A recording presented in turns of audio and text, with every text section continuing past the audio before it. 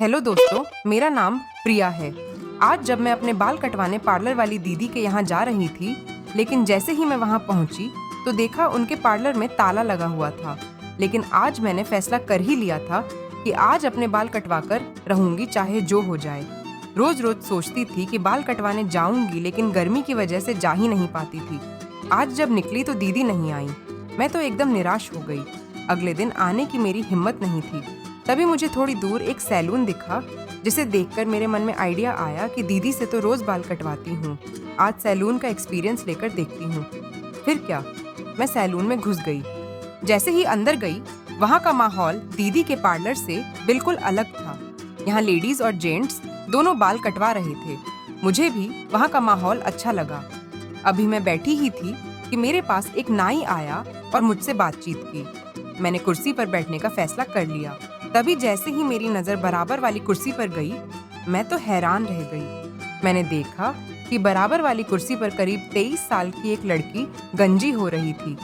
वह गंजी हो रही थी। जहाँ जहाँ नाई उसके सिर पर उस्तरा चला रहा था, वहाँ वहाँ लंबे बाल साफ होकर जमीन पर गिरते जा रहे थे और उसकी सफेद गंजा चमड़ी नजर आती जा रही थी। यह देखकर मेरे अंदर सिहरन उठ रही थी। शरीर में एक अलग ही तरह की हलचल हो रही थी। मेरा मन कर रहा था कि उसे ही देखती रहूं।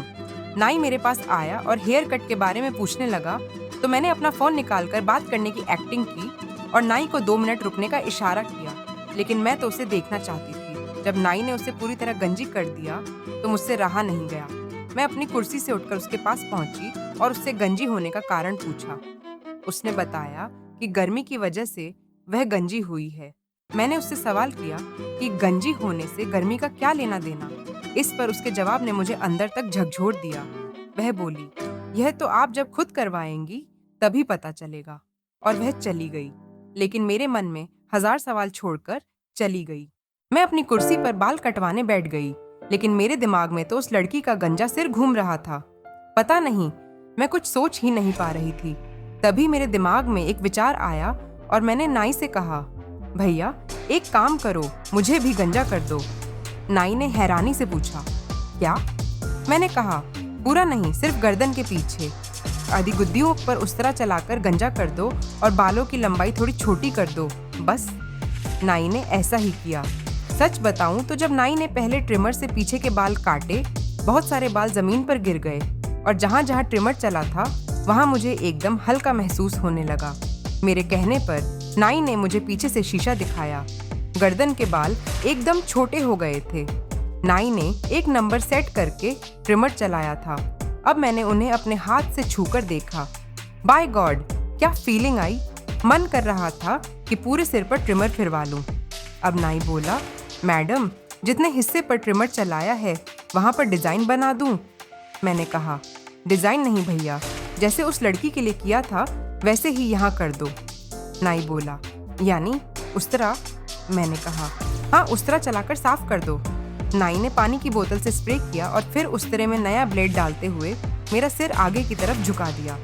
ट्रिमर का तो अनुभव ले लिया था, अब उस्तरे का अनुभव लेना बाकी था। सच बताऊं, आप लोग सोचो कि जब उस्तरा चलते हुए देखने पर जो फीलिंग आई होगी, तो उस्तरा अपने सिर पर फिरवाने में मेरा क्या हाल हुआ होगा।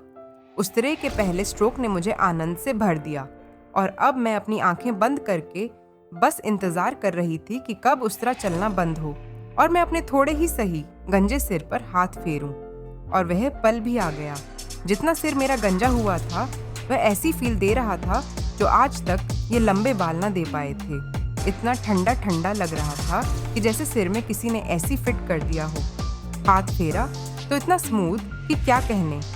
अब मैं समझ गई कि उस लड़की ने ऐसा क्यों कहा था। मन तो मेरा पूरी तरह गंजा होने का था, लेकिन इसके लिए मैंने एक योजना बनाई।